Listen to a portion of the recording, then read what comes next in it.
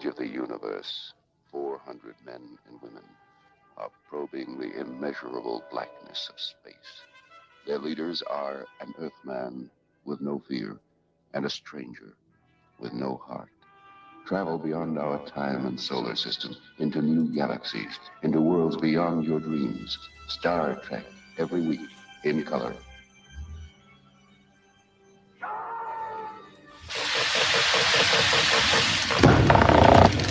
Hello, man. Oh my gosh, it's January 10th. It's 3 p.m. Pacific Earth time. It's Friday. Or no, it's Tuesday. It must be time for serious Star Trek. Welcome. I'm your engineer, Dantron. I'm sitting here in the AI engineering studio. And today we got a lot to talk about, so let me bring in your captain, my captain, the captain of fun, Larry Young. Hey, Larry. Dantron, how are you? Good. What's happening, buddy? Oh, man. Recovering from Earth holidays. I took my tree out today. It's recycling day, so I had to put the tree on the sidewalk. Hey, it's Dave Porter, all the way up in the Great White North, Canada. Hey, Dave. Hey, now. Yeah, so, just trying to clean up, put all the trees away, get the decorations back in their bins. And since it's recycling day, trees got to go out. So that's it. It's over. I'm going to miss everything about it. Not really, because I'm the fucking Star Trek Santa Claus. Jeez, I swore already.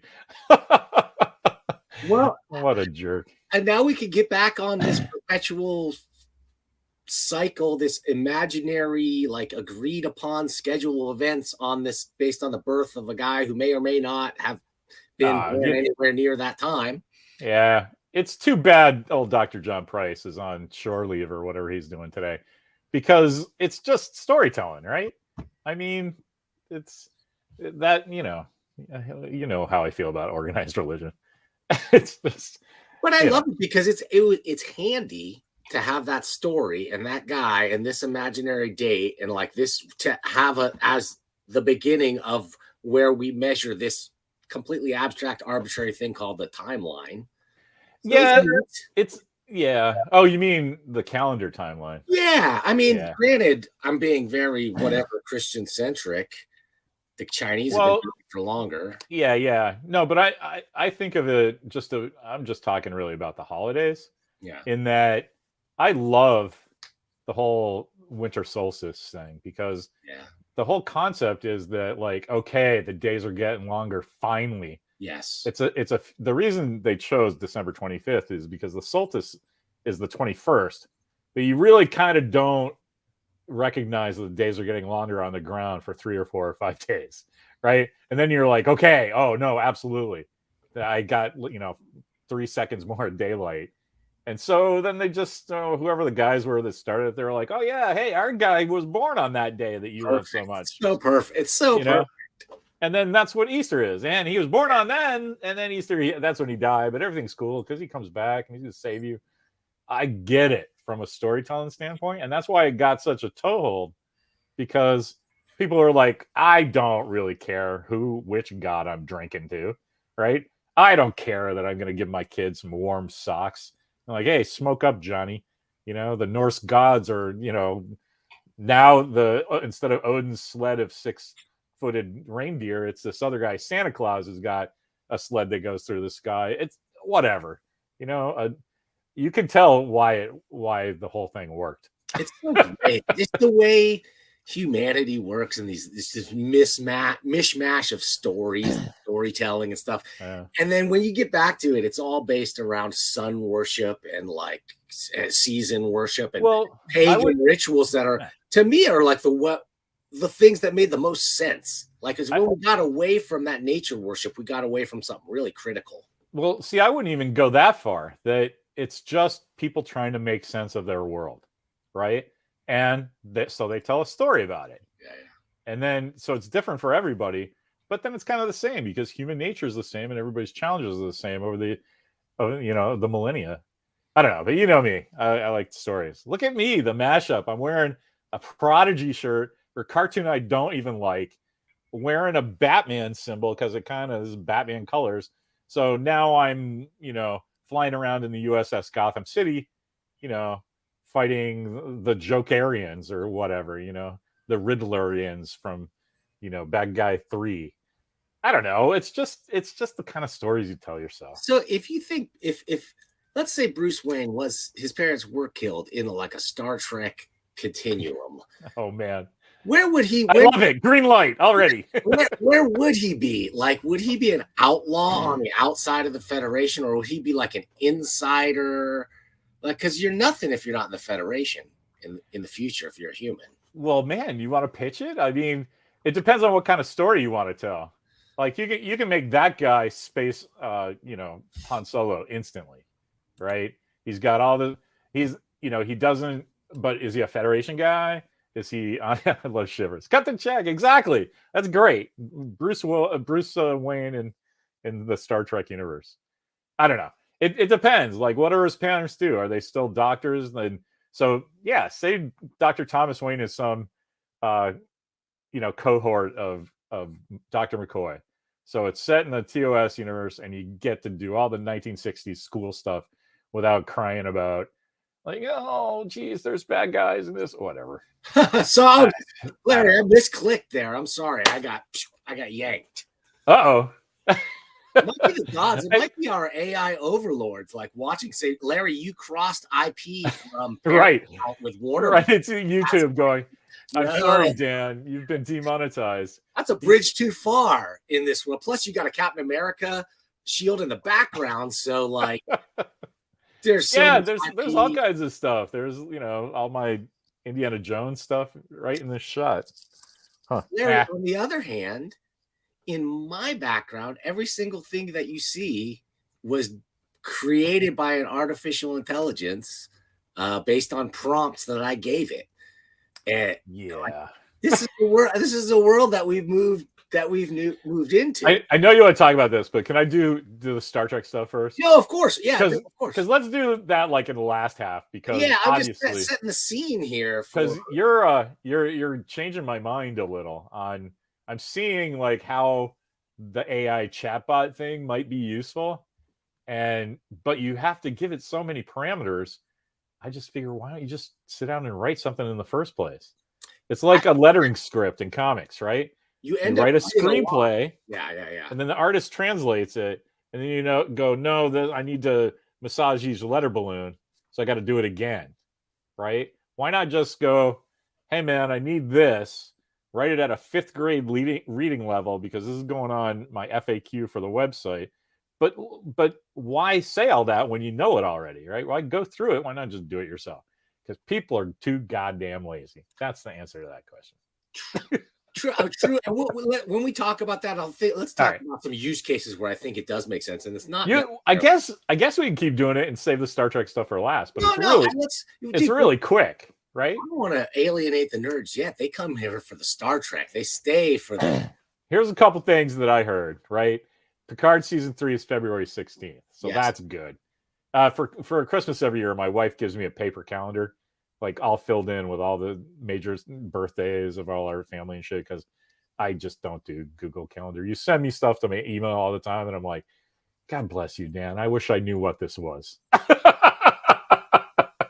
But I look and I'm like, yeah, okay. Tuesdays at 3 Pacific, 6 Eastern. Somebody's going to be talking to us or not. That's all I need to know. And I write it down on my little paper calendar. But if you don't do that, like, who knows? Like, you can send me an email all the time and say, what is it? Star Trek 3, Kurtzman and Stewart are leaving the room, the door open for season 4. Like, that goes on my calendar, right?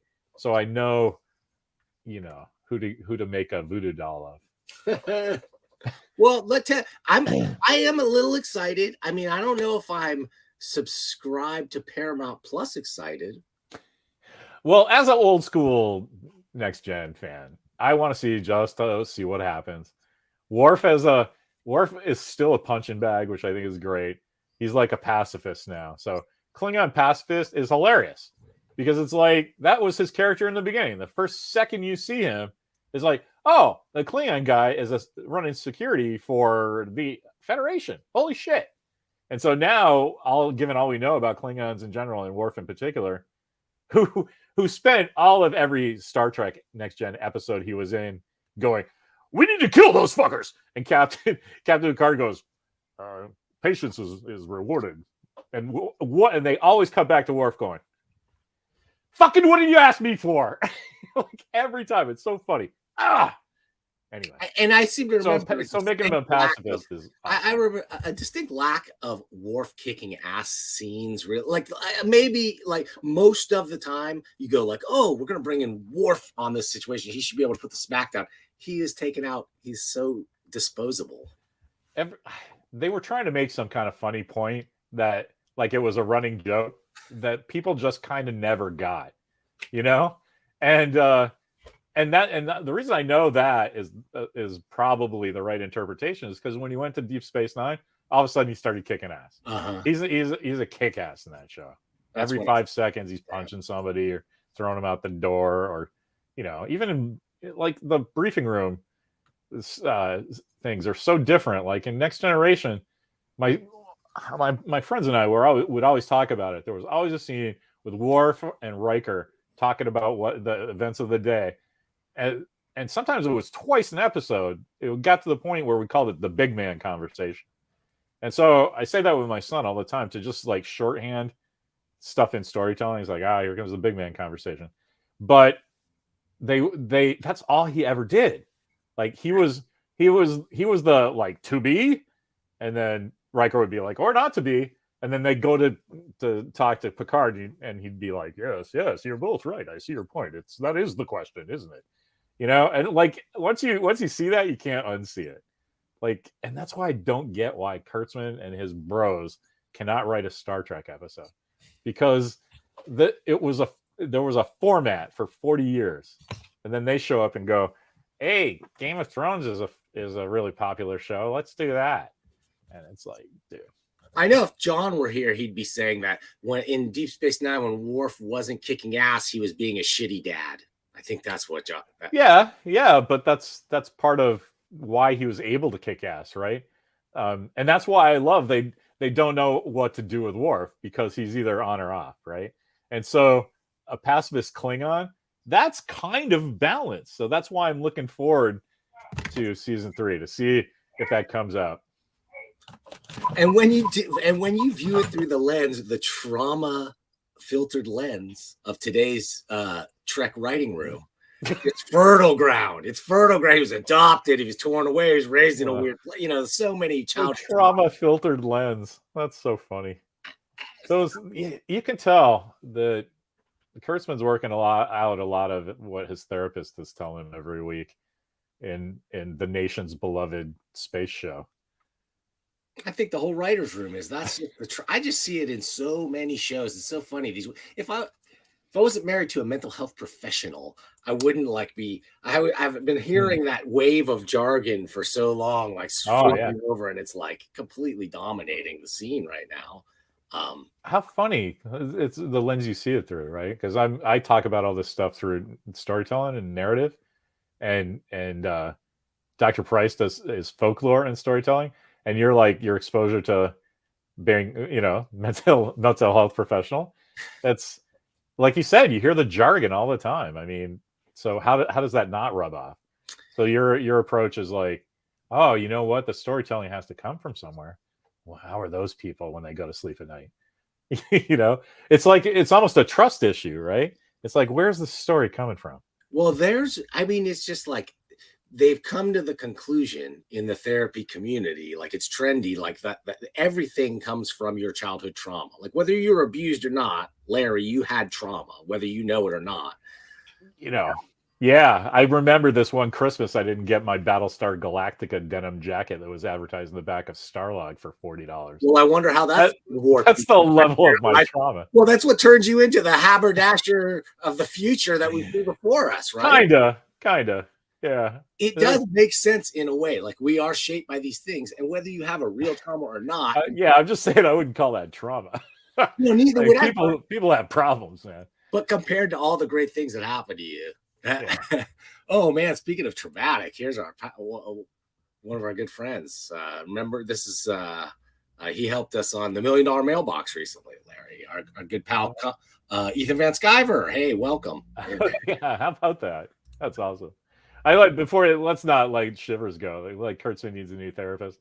Holy crap! Of course, they all do. The whole writers room, all these guys. Like, dude, you see it all. It's all about therapy. It's all about the traumatic experience of the characters, and you just completely see that. You've seen that. I saw that all throughout the first Star Trek Brave New Worlds, Strange New Worlds season. Every one of them, like, character had to be introduced. It was all about like their whole character. You're right. Trauma. They do. I wonder if that's not just them though. Like you pointed out, you see it across TV. That's like sort of.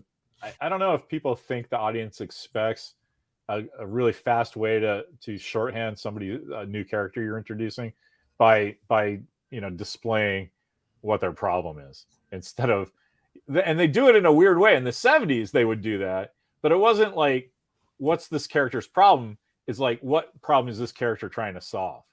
Like, you know what I mean? Like, yes. Jim Rockford in the Rockford Files was not like crying that he was an ex-con and couldn't get a real job and Angel was stealing money. That was just shit he had to deal with. I don't know. Well, this is what I'm saying is that as the narrative in therapy has shifted to this, everybody's based on trauma. And every writer is in therapy in Hollywood. They probably have to be in the writer's room. They're going, okay, what is this character's central trauma? That is how they define characters now. For good or for ill. No, that's for ill.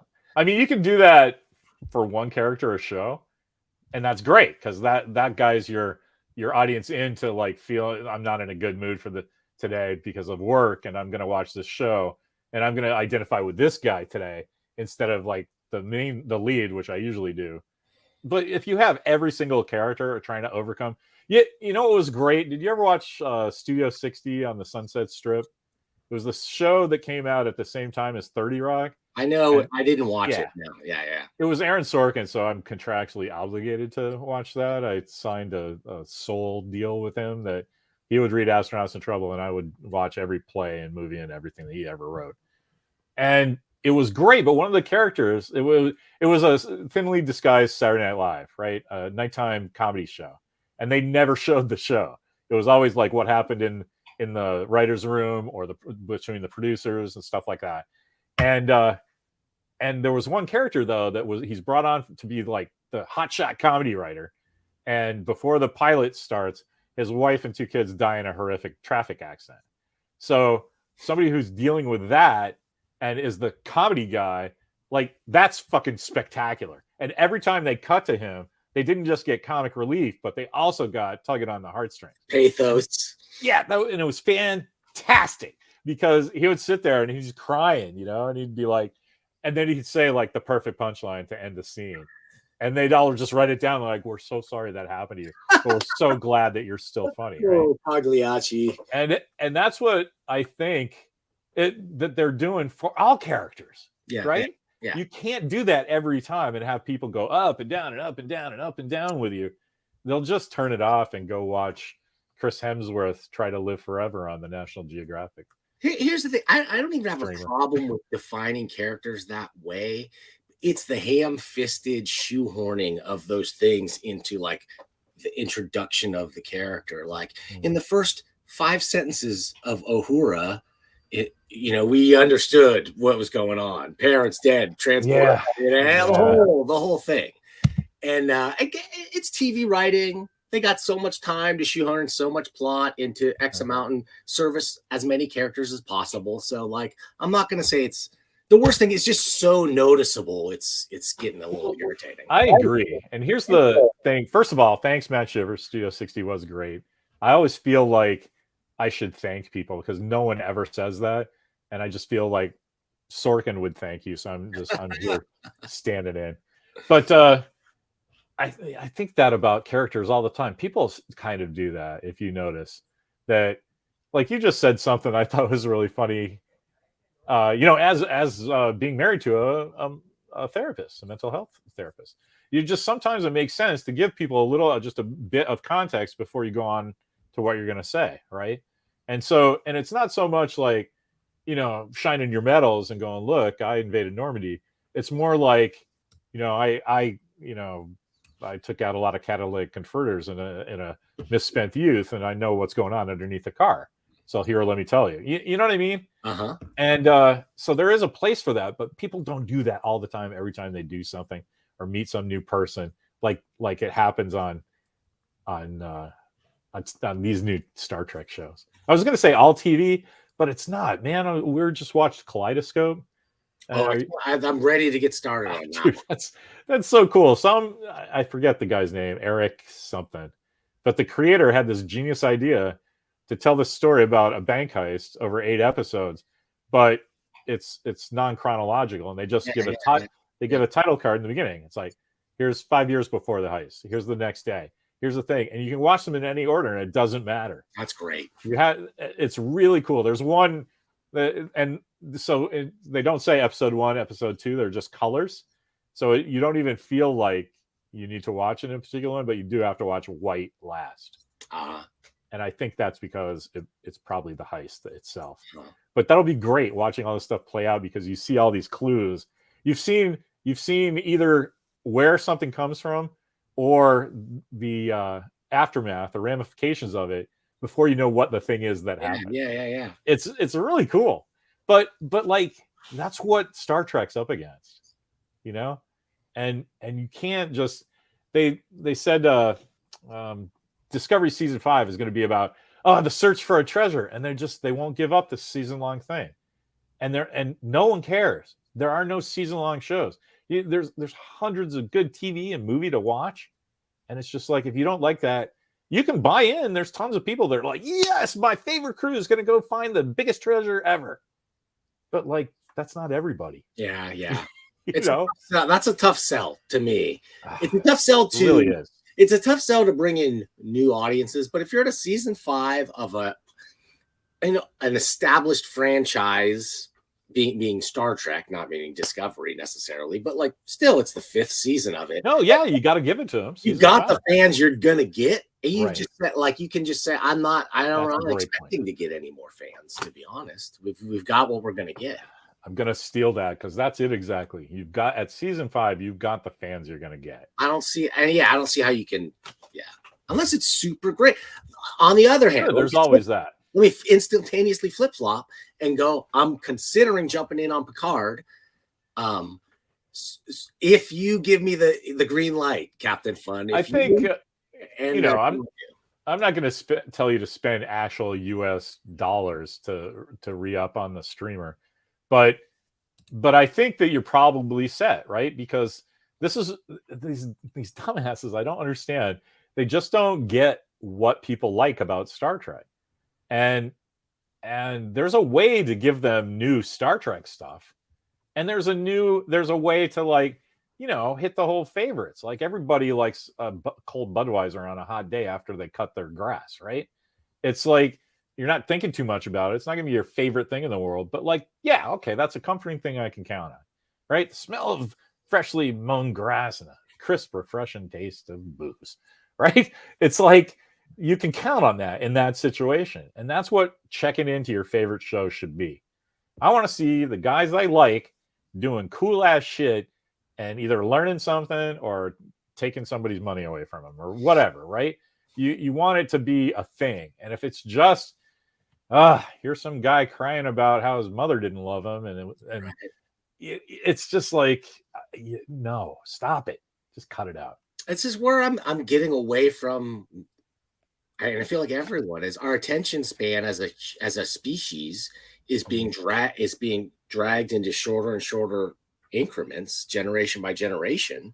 They're really forcing it on us, and it's working. But like, they're all alternatives. The Kaleidoscope was the Netflix alternative you mentioned, and I'm going to recommend again. Anybody out there who's not looking at Love, Death, and Robots, you are missing out on something. I mean, not everyone is incredible, but the very best of them are mind-blowingly great. That's fantastic. And the worst of them are like just fun to watch. So you see, Sagasag's right. It's the whole squirrel thing. I talked through this with my up and coming young, screenwriter that I'm mentoring, Walker Young. You'll hear more about him in the future. But like, we talk all the time about like, you're not just doing this to make yourself laugh. Like it could, storytelling could just be that. But if you're doing something that you expect an audience to see, you have to give them something. You can't just like cook a good meal and then just like, okay, that's it. You have to serve it, and you have to have a good conversation with the people and light some candles. Give them a nice thing to enjoy, right? And that's not what's happening. And I fully believe that it's social media, because theatrical release films will be 7 minutes long because there's a good guy and here's what he wants, and here's the guy who doesn't want him to get what he wants. So that's the bad guy. And then one thing happens or the other, the end. That's going to happen like if it's not happening already. I think that's what TikTok is, right? People just go and they're like, hey, does that ball go over the fence or not? Oh, it hit him in the nuts. Whee! I mean, I tell you, I believe the TikTok, the way they work. Have you ever noticed the way, they're all song snippets and action snippets. Many of them don't really complete to a full, like, especially the music. And it's just meant to keep you perpetually in this state of ready for more. They've primed this algorithm to work just like casino slot machines. Well, like usual, this stuff just doesn't work on me because I know how the sausage is made. I don't care about TikTok at all because, oh, look, there's a girl lifting weights. Oh, there's a guy who fell off a ladder when he was, doing sheetrock. I don't give a shit. And my son will send me good football plays, and I'll watch those and I'll go, oh, that's an incredible fake out, or that's a spectacular catch, or whatever. So I think TikTok works for that because you kind of don't need your own context. Like football is the context, right? If you see a guy that, capturing a fumble and his leg goes the wrong way, well, you've got all the info you're going to get out of that little presentation, right? So I can deal with those. But the other things, it's just like you said, I got stuff to do, man. I can't get caught in that hamster wheel of like hitting the treat bar because look, boobies. I feel like I'm self-aware enough to like catch myself doing it, but even then, but then I go like, what about these kids, which is who they're targeted at, who are not self-aware enough, and the programmers and scientists and experts behind this thing that are writing these apps to be as addictive as possible. Like that is the bottom line of the goal. It's kind of a sick cycle. We were kind of talking about that in the green room that, like what's going on? The algorithm and like why are they spending so much time to take creativity away from the meat sacks? Why don't you like do all the menial jobs of like, figure out an algorithm that can change oil at the Jiffy Lube so I can like work on my sculpture of like The Thing, not from the Kurt Russell movie, but from the Fantastic Four. and then have the self-driving cars return my car to the driveway and download how much it costs from my thing. Do all that algorithm. I don't care. But why are you taking all the fun stuff away from the meat sacks? Something's going on, man. And that's what we were talking about in the green room, that it's hard not to think that sometimes you're in an experiment or a simulation or something, because it doesn't seem to be going the way it should. So that reminds me, thank you for reminding me, Larry, because I decided that the most 21st century cult we could create is that we're living in the simulation and I can give you cheat codes, right? Like right. If you can learn from me, you can get the cheat codes. Like that is going to be the mantra, the way somebody is going to get like huge armies of people. The cheat codes for reality. Yeah, the cheat codes. Like we're living in a simulation, and if you listen to me and you do what I say, and you use my techniques, and you buy my book, and you look at my videos, you're going to get the cheat codes that let you crack the simulation and put you into God tier mode. All the video game stuff that like this whole next generation is like, that is their focus as a media. It's like video games are just this huge monster coming up behind us. Yep. I agree. I live with a 15-year-old. All he does. It's everybody. Yeah, it's everybody. He's pretty cool, but like you do have to stay on top of him. It's like, dude, you're on hour 17 of killing Nazis in Call of Duty. Let's go outside and have some vitamins and a sip of water or something. You know what I mean? You're not watching the Peripheral yet, are you? Not yet. It's on my list. Never list of things to watch. There's a guy that gets blown up. He has one arm, but since he's in the future, he has this cool like wheelchair motorcycle thing. Like the wheelchair undocks and it can go, and he can go into buildings and stuff, but he can go in, click into it, and go screaming down the street like he's in a Harley. It's pretty cool. But they have to get him out of that thing because he's got both his arms and legs again when he's in the video game.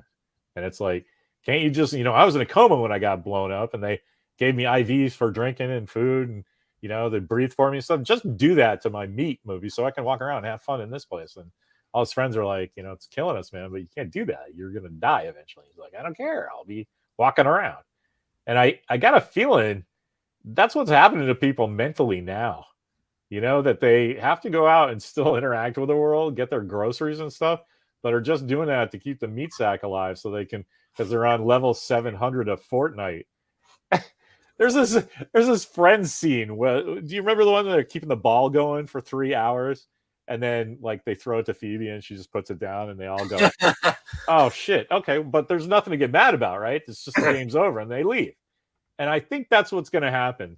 Either we're all going to be batteries and the Matrix was a documentary, or it's going to get the point where the singularity happens and either the humans or if it hasn't already, the humans and the computers are all just going to have to reach an agreement that like we're two different audiences and there'll be humans that will help you guys out and we're going to still have machines and computers that help you guys out, but there's going to be like a crazy class division at some point there, because otherwise it's just over. Randy pointing out how what an up-to-date observation Dantron is making here. Like, yeah, because I saw those kids in their Arkanoids and their Dig Dugs. That's really Joust. Tempest. I get it. It's not. That's kind of the last time I played video games, honestly. I don't have that gene. It was even my generation. It was Gen X that really was the first like true video game generation, I think. And I kept away from. I really just never liked it. Never seemed like it was worth the effort it would take to be any good. And then if you were good, there was no payoff. Oh, so, you mean wait? You mean the home consoles? Yeah, like Nintendo and that kind of stuff. Because yeah, no, I agree with you. I was like, time for it. But we had a pretty good arcade in our town, and I got sucked into Donkey Kong, man. I had books about the things, the various pathways and suggestions and stuff. Really? But like now, you'd go to a website, right? Speaking of cheat codes, there'd be a whole website to show you how to get through the first 5 levels of, Ms. Pac-Man without even thinking about it, And it's like, at some point, it's like, well, what are you doing? What are you getting out of that? The cheat codes just by its thing. It's like, I have this friend that cheats at Wordle, and I'm like, what's the point, man? Like, you're not getting hints. You look and see what it is, and then you reverse engineer it to make it look like you figured it out. Yeah, that's weird. Like, what's the point of that? And I think it's just because everybody's like, they're used to cheat codes. I was a pinball guy, and I remain a pinball guy. And to me, it's about like hustling people, gambling, and winning free credits on a machine that you've mastered and being able to sit there and just play on 1 quarter all day or 5 quarter, whatever it costs now to play fucking pinball. My thing with pinball is that you're interacting with people, and then you're interacting with the game as well because you're physically touching it, bumping it. Oh, I don't want to tilt. I got to hit this at the correct time, and maybe that's what's going on. But my kid got a PS5 for Christmas because his PS4 died in October, and boy, that was a rough 2 months. I'm like, dude, I'm not going to tell you that you're getting a PS5 for Christmas. I am telling you to shut up about it because you know who your parents are. So but the little controller is just this, and it's not the same thing as playing pinball. No, yeah, totally. You can't will it either. There's a move in pinball where you just go, no, that ball needs to go there, and like 1 out of 10 times it will. Telekinesis works if you're like really playing a good game. It's a table, you can actually move it with your mind. Can't do that in video. And it's not many people take the time. Most people don't give pinball a second thought, but like when you learn a table and you learn the order and the secrets to unlocking stuff, it's such a fun like thing. And then plus it can be broken and you can exploit weaknesses or I could tell you some stories. Well, so we would always carry pennies with us though, because some places would have their thing balanced incorrectly for what we wanted to play. And so you're like, no, you shim the bot. You go, oh, excuse me, gotta tie my shoe, and you bend down, and then you shim it up a little on one side with 2 pennies, and 7 on the other side, and then okay, that's what we want. And then you play, and then no one could get you off because you're getting free games every time. Well, and I don't want to be the shitting on first-person shooting video games, but I have to say, we did not have ultra-realistic mass murder simulation devices when we went for most of humanity, right? Like I agree. They did not exist. And you could tell me there's been studies and it's all been discounted and what have you, but like there is just something to be said for the way certain people are obsessed by certain types of games and what it might lead to. I don't think it should be censored, but I just definitely think you can't deny that it's a factor. It seems like common sense is on your side on that one. If you're training a whole generation of people to get really good at looking through crosshairs, I mean, what's that about? So you're not only training, though, even if you're not playing violent games, but by being, you're connecting your thumbs to your brain, to a drip in your brain, right? That's all you're doing when you're playing video games. Just your thumb motion and fucking drip of like reward. And they are setting these things up in such a way to build your tolerance and to addict you. There's just, there's no doubts about it at all. There's an awesome conversation going on about all the various games that are, except for Matt Shivers, who says I'm old and my tapioca's ready. Yeah, I mean, we had them. Yeah, it's not that. Yeah, we didn't. There is something to like the fact that now these things are 60 frames per second, ultra high resolution things too. But it's more that instantaneous reward. It's that cheat code culture here that I'm sort of like alluding to. It's the shortcuts to victory methodology that's being like just bred into video game. But let me ask you, what is the reward? This is why I don't have this gene. I don't like, hey, you got 10 coins, you collected this thing and you get this door open. It just doesn't seem like a reward to me, because I'm used to pinball where here's a number you're supposed to hit, and through your skill and guile and telekinesis and stuff, you hit that number, you get a free game. And what happens? There's a metal bar inside that hits the wooden frame of the thing, and it knocks, and you can feel it because your hands are on there, and it's loud, and you just feel like a cute girl kissed you on the cheek. Oh, okay, but if you got, that's a reward, right? Right. Hey, but if you got Donkey Kong High Score, you got your 3 letters on that machine. Yeah. So like you were king of the neighborhood Donkey Kong. Right. Well, but that's because you're playing against, you're playing for a pride, which that's a complete reward too.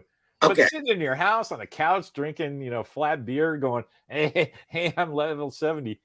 Come on, what's true? But now you've got multiplayers, you've got leaderboards that are international. You've also got this Twitch thing, right? Where people literally go like, I can be rich playing video games and streaming, and not 1 out of a million gets any viewers, but those that do can make insane amounts of money. So there's really weird, perverse incentives to a kid like, I could only do this if I really just pour everything into my video gaming and stream it all day long, and this is all I do. There's a lot of weird. I understand that though, because that's like professional sports, right? Everybody loves to play baseball or football or whatever, but only the fraction of a fraction gets to play it at an elite level.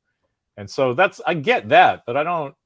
There are rewards to real sports for your health and for teamwork and for everything else that I don't know the video gamers are not reaping the same types of parallel benefits as like an athlete. That's an excellent point. Because it ain't good for you sitting and staring at the screen. It can't be good for you. I'll bet you they have very well developed thumb muscles. I have to think that they do. The one thing I do make my kid get up every once in a while and walk around and look out the window, because having your, like, just from looking at computers, but having your eyes focused at the same distance for a long time, it's you might as well just drill a hole in your head. Yeah. I mean, when I knew I was going to have a career looking at a screen, I gave up all most fun things involving a screen. Dude, I thought you were going to go, I gave up all joy. and then you kind of said that. Well, I gave up a lot of things like video games for sure. That right. concentration screen events. Like now I can do, if I watch a screen, I want to kick back and relax and enjoy myself. Like Prodigy, Larry, I heard you're all pumped up about the season finale of Prodigy. Yeah. I wouldn't go all the way to pumped up. I guess that it got on my radar as a massive win because I hate cartoons. It's funny because I'm wearing this shirt. I love this shirt. I think it's awesome. They gave them it's like, how can you get a really good Star Trek costume for the cartoon that is going on Nickelodeon? It's not even your own proprietary Paramount nonsense, right? And it's by all reports a fantastic show. I watched the first 8 episodes of the first season, and it's great, but it's not for me. Yeah, right. So it's kind of no fault of its own. So I kind of have this weird relationship with Prodigy, but they can't do that with live action. It's insane. I don't know.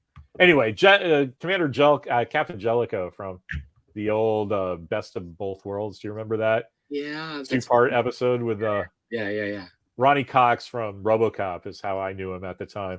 Although I realized sometime later that he's the guy with a broken arm from Deliverance. You ever see that show?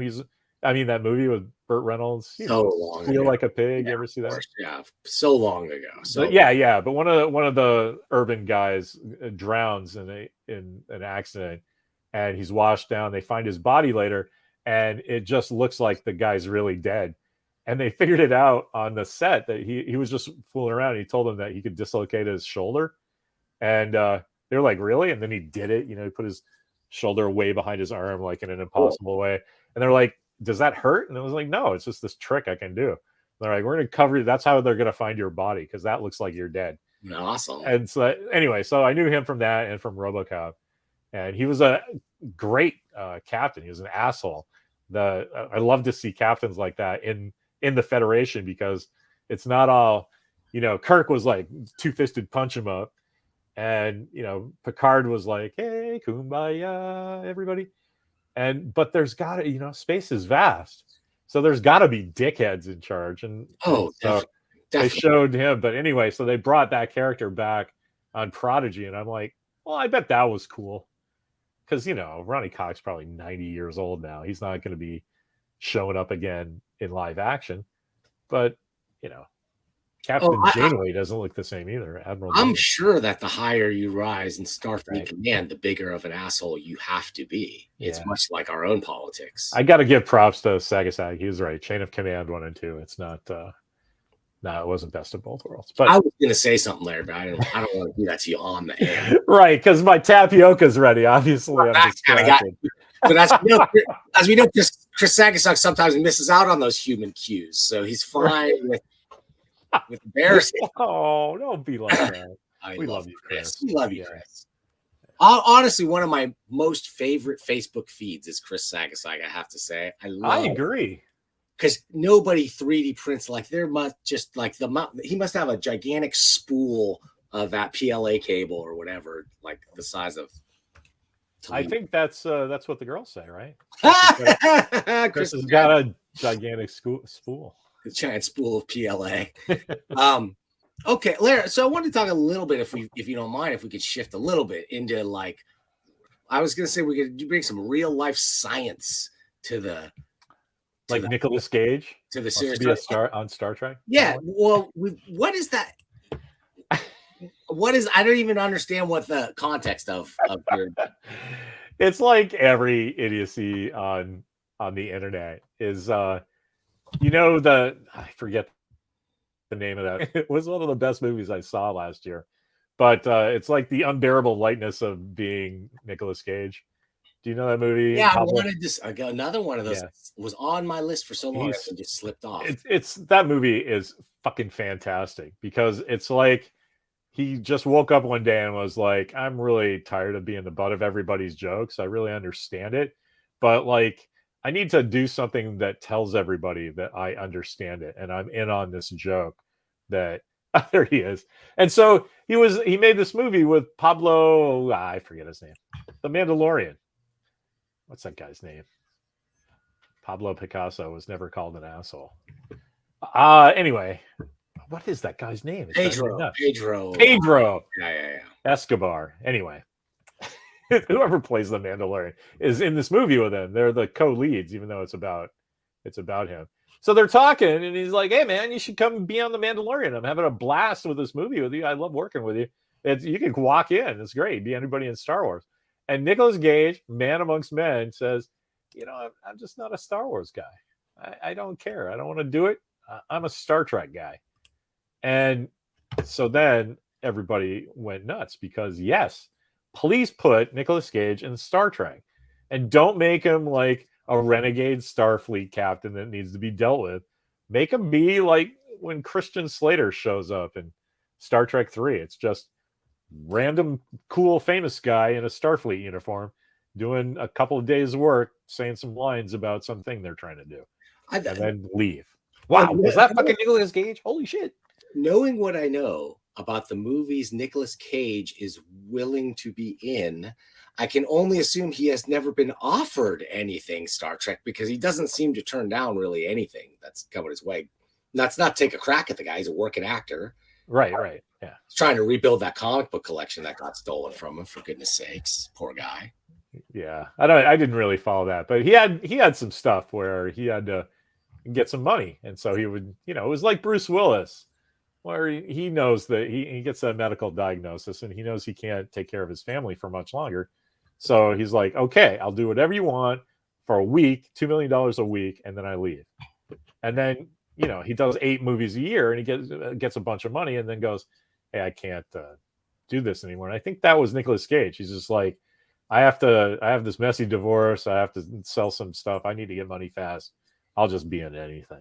And then he kind of, settled back down. I love that guy. I hope he shows up in Secret Wars as Johnny Blaze. Oh, that'd be so great. Perfect. That'd be great. Yeah. Matt, yeah, thank you, Matt. Yes, Pedro Pascal. I thought it was Sportsman. I thought I was close. Yeah, Chris Sagasai right behind me. I love it. Great. Hilarious. Yeah. You guys are basic. Go to love it. Anyway. Well, so all right, yeah, let's get to this AI thing. No. So what I think is Nicolas Cage. The Dracula thing that's coming out, the Renfield movie with him as yeah, that looks great. Looks very appealing to me too. Yes, I love that. Speaking of movies, Larry, Ant-Man. Speaking of crazy stuff, I want to just talk a little bit today about my experiments in artificial intelligence. Right, I want to bring a little bit of the science to the serious sci-fi, a little bit of real science. So my backgrounds today, like the stuff you're seeing in the background here, were stuff generated in Midjourney AI. Nothing very groundbreaking or even necessarily that interesting. Although cool. One of the things I liked about it is if you do a little research, you can find there's switches you can add. You can do regular queries, but then you can add different switches. Like you can make something seamless. So you can create an infinite texture, right? And this is where it started getting more interesting to me too, because I use Blender and do 3D modeling. So I thought I could use this to create textures and things. But then I even kind of went like a step further. So I did some generation here of like some sci-fi high-tech panels. Very steampunk. Daddy likes. The perspective, like if you look at them close enough, like from afar, they look like really cool drawings. They have the gloss of it, but as you look closer at them, like they're not So It's great. it's made of bees. You What do know, you mean? That looks fine, man. yeah, it's just things are weird, wonky, especially about perspective and stuff. It plays a little bit like Fast and Loose sometimes with. Yeah, I mean, there is kind of like a lens kind of thing happening where your focal point in the middle is not. I was actually talking about the other one, but it works on this one. Your focal point's in the middle, and then it just kind of looks mirrored, kind of like to the uninitiated. Right. The one you have behind you, you can tell there's switches that flick like this. Yeah, so exactly. No, exactly. It's like So you're looking yeah, right from the center kind of thing. and then that huge lever spinning to the right, Yeah. and then the middle corresponding thing on the other side is like some button or something. But like your brain kind of fills that in because It's not bad. I think that's perfectly valid because we have two eyes that are looking at stuff, and that's just a one-eyed perspective seeing what two eyes see, right? Okay. That say your left eye is over by the I'm pointing like you guys can see the that little button in the middle on the left.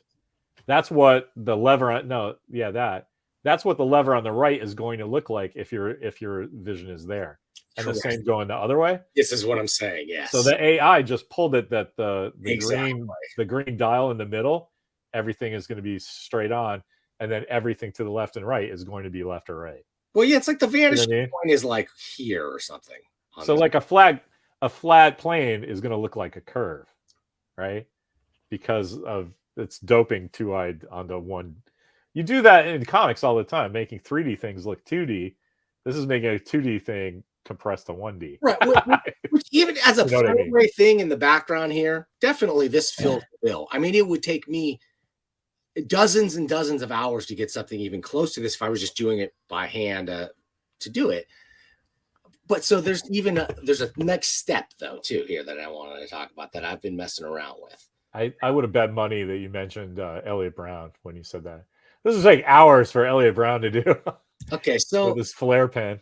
Well, so this is something that's a cool one. I queried Midjourney. I said, give me a human organ vending machine. Okay. And it gave me 4 options actually that were pretty decent. And I picked this one that I kind of liked. And then it gave me 4 options of this one. And I chose kind of the one that I thought looked pretty cool. And so by taking it into a program called F-Spy, this is a 2D image, right? But it looks kind of 3D. So you can use the magic of Blender here. I took it into Blender and I projection mapped it onto just like a simple cube and added some really basic geometry to it. And then added this Creative Commons 0 human heart to it, right? And so now you could take it. I could see, you see how the panels stick out on the side there? Yeah. Like little bits of 3D. I'm not saying this is awesome or great or anything, but if you were using this in a concept thing or even just as a thing in the background, it took so little effort to get to this stage that I have no doubt that this is kind of like going to be a game changer, I think. I mean, it's already changed the game, right? I can't tell you. I probably know 5, 6, 7 people that are like, yeah, sorry, we're gonna do AI from now on. Thanks for all your help. Really? Oh yeah. Do you know Amber Greenlee? She said that happened to her. There's a few guys I know out here. It's just why if you were a small company, right, and you needed a brochure done for your gas station, and you had a standing order with a graphic designer in a neighborhood, and said, I need this cool like illustration, and I'm going to need one a month on the 10th of every month until I tell you not to. That guy's going, great. I know how much money that is. I know how many more side gigs I need to pay my bills. This is awesome. And then that guy goes, yeah, my nephew's going to do it with AI. And then times that by a million, man. That's happening to everyone at all levels of the scale too. I mean, anyway. So what that's done is empowered the nephew in a lot of ways, for sure, right? Like, yeah, I think what's given people the adjective though that it happens so quick. Like you can always the buggy whip guys were like, hey, we're going to do seat covers for these automobiles now because we're not going to get those leather straps, right? You can adjust. You have enough time to think of it. You can sell your buggy whip back stock and maybe come out. You're going to get a haircut, but maybe you can now your kid's old enough, and now it's Dave and Sons, and you're a car seat covered place now, right? The graphic designers and artists woke up one day to all these emails going, we don't need you anymore. Like I don't know if it was literally overnight, but it was the matter of weeks, right? And that's a hard way to plan your life. So to me, what it does is it's a game changer. I'm not trying to make any moral assessments of this at this time. I'm just talking about at this time. Right. My moral judgments will come later. Yeah, they might. They will come down hard on the right people. Right people. Those people will pay. But what I'm saying is, so in that sort of shifts, like in my business, I've been looking at Chat GPT for writing code, for instance. And what's dawned on me is that what it's done is it's sort of shifted the business. So in my business, we got somebody who's like an architect, and he comes up with the way all the pieces are going to stitch together. And then you have coders that implement that plan and write the code that does the stitching. So to me, what a tool like this for programming does is it now lets the architect work at that higher level where they can just ask the AI to generate code to their specification. And it works, right? And so at the same time, you could say now an art director, it's their choices, it's their decisions that they're making that are we're employing, and we're going to trust their judgment and their abilities to curate the AI created art generation process. Now, I'm not going to talk about the morality of stealing from the other artists or whatever. Yeah, no, I don't even think you have to go there though. And morality kind of, it's business. How much does morality enter into it? Ethics, maybe. But it's 100% a cost saving thing, right? Like you don't, when that art director chooses, a portrait artist to do a thing of, President Biden, because that's what they need for the cover of the, it's not a magazine anymore. They're the cover of their website or whatever.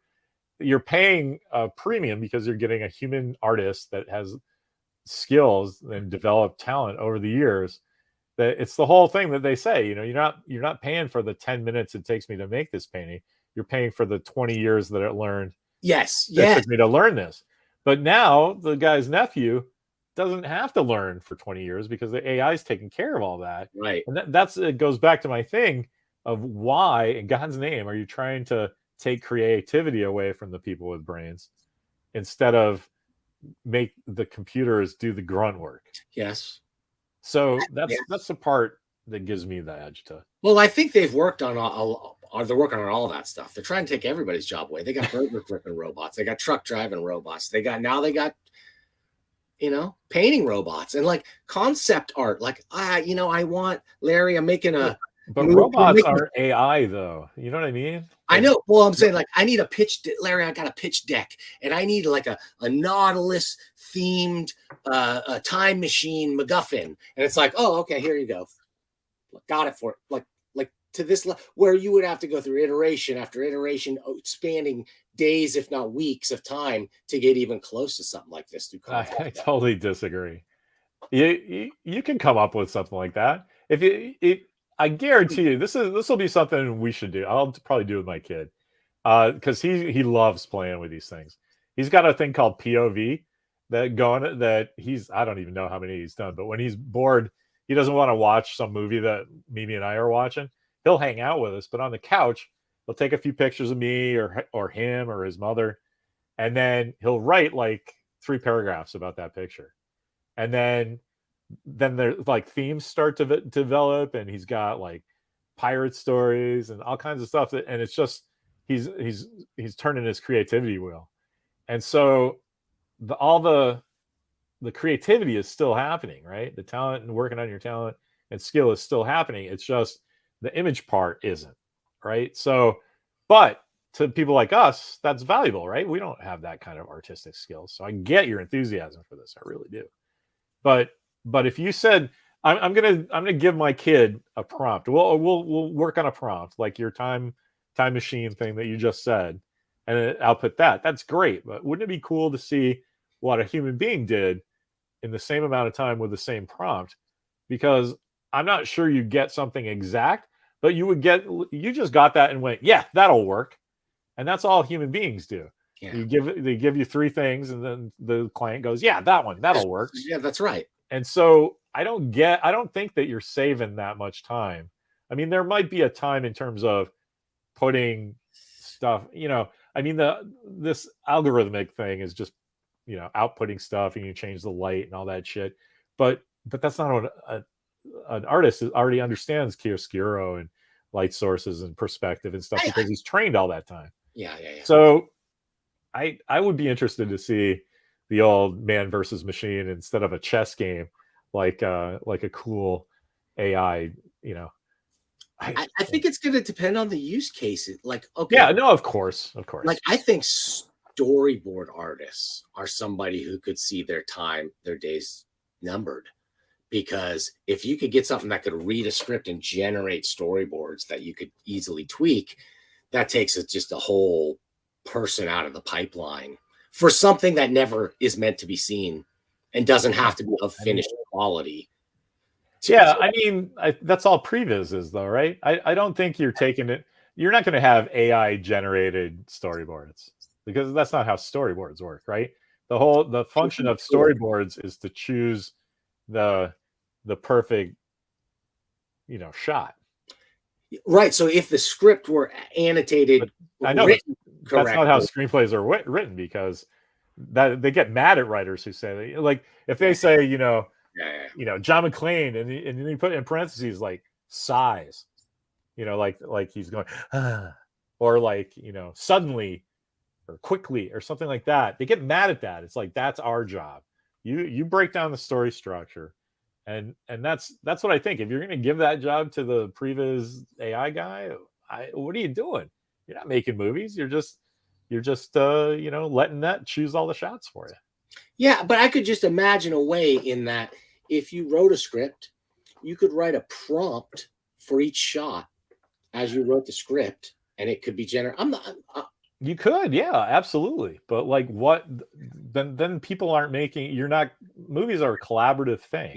It's the wrong stage in the process, probably, right. for that to happen anyway. You go through a script that gets edited and then turned into a storyboard and a working draft and animatic and whatever.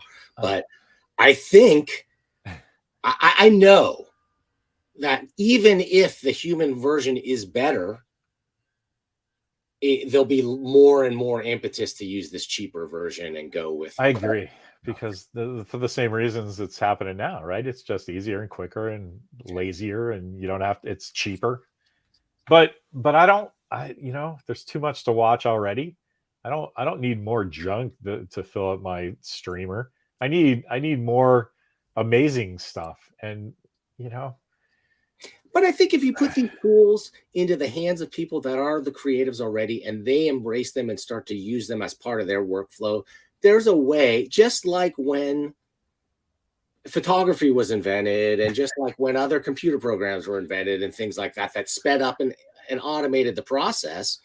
There's a way to incorporate. There's a good way to incorporate these techniques, and there's a bad way, ethics aside.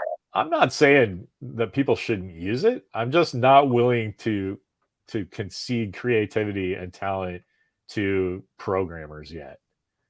That's because that's the thing. I don't think it does, because if art is about the choices you make, then the person who's making the choices in assembling the finished product, whether they're using elements that were AI generated or not, I think there could be human artistic merit in the output that is AI assisted. I slightly agree with you. I totally see where you're coming from, and I slightly agree with you. But I don't think that the choices you're making is the end of it, right? Because that's like saying that all opinions matter. Like, you're just making a choice.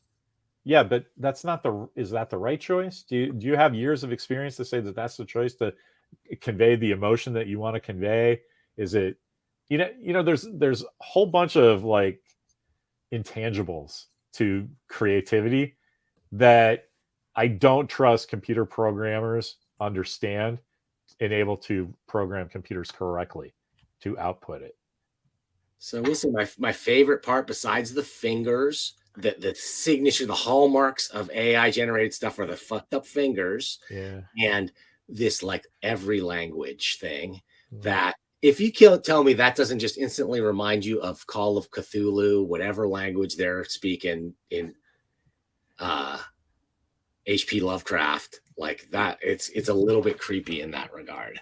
We talked about that girl that keeps showing up, right? And that's where her name came from, because there was some nonsense stuff that kind of looked like it said Loab or on the sign behind her. So they started calling her that, and she answered to it. So I just think it's like the finger thing. Where a finger is going to be in a picture, kind of in these several areas. And I think that's what AI thinks of signage, is that there's going to be letters on here somewhere, and the letters are going to make shapes. I haven't really been instructed on what to put here, so I'm just going to approximate it. Look, that looks like a bunch of letters. And then, of course, to us, it looks like Uncanny Valley, ranch dressing or something labels. But the fact that it's like the font is sort of reminiscent of something makes like this is coming from real art that's out there. Somebody else. Oh, yeah. And it's generating these things that, while they look neat, like if you look at them closely enough, they're not. It's very dreamlike, the image. Yeah. It's visual interest, right? I mean, it's in the old days, bringing it back to Star Trek, right? Their phasers, you look at them in real life, it's just, carved balsa wood and a couple of radio parts, right? But in your imagination, that looks like something. Oh my God, it just vaporized that guy, right? And when you look at this on your screen, oh my God, that looks like something. Time traveling sea conch or something, that looks like something. But if you go in, it's like just nonsense detail. Yeah, right? probably good. And your human brain is filling in that looks like something. Yes. So that's what's going on for sure. So that's what it is with the fingers. That's why I saw that instantly. I think that's so funny. It's like, it's not some crazy monster thing. It's trying to dope movement, and it doesn't understand that sometimes fingers are here and sometimes they're there and sometimes they're right there. And fingers mean something gesturally that you can't tell AI yet. Yeah. So, and it really is like it's using these techniques, these diffusion techniques, that it really is like squinting at something, and it's sort of just like emerging out of the squint. So it's like a dulling down of details and averaging. Anyway. Well, that's why the Exeter badge is not a mistake, because it's visual storytelling. And that was human beings going, we need to go, this guy in this shirt and this guy in this shirt are not on the same team. Because look, this guy's got an arrowhead and this guy's got a bar with some magnets on it or something. You know what I mean? It's two different things. And that's what I love about Star Trek, and it drives me nuts that people are like, no, everybody's got the same seashell now on their shirt. It's like, no, that's AI. That's not, the Exeter badge was made out of like some flap on a lady's purse that they turned inside out and painted some shit on it, and then cut out the star from the Enterprise insignia and put that on there. So at least there was that thing. And look, it's another ship. Come on. That's all this is doing. Time travel. Yeah. You know who time travels? Mollusks.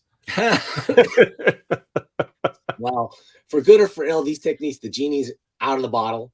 We're going to see this more and more of this stuff. I mean, what I found interesting too in this workflow was it gave me this picture with a background. And then I went into Photoshop and used its auto masking tools that also use artificial intelligence to do all the fine masking detail that I would have had to do by hand. It would have been forever more of a hassle than I would have gone through to do this. So I go like, that's an example of the AI helping me in a way that I don't think is like stealing my creativity. It's giving me more time to make creative choices. So now whether those are great choices, we know that's more than debatable. In fact, speaking of like questionable choices, Larry, I gotta get what has drawn us here today? Questionable choices. I gotta get us out of here. I gotta Dan, this is a fun one, man. Thank you. Good fun. It's always fun with Captain Fun. Can't wait to get back with John Price to see what he's been up to. He'll be back next week, I think, right? On John, he better be. He missed the first one of 2023. So he'll be back at Tuesday, next Tuesday, 3 p.m. Pacific Earth time. But I can't remember where, Larry. Where was that going to be again? I totally forgot. I imagine it's going to be somewhere on the internet. Billy D. Williams on body language. You know, body language tells you a lot about what a person's thinking. For instance, that means she has an interest in the finer things in life. That means she also wants a little fun in her life, but only with the right man. And now she's pouring a Colt 45. And we all know what that means. You mind if I join you? You must have read my mind. Something like that. The power of Colt 45. It works every time.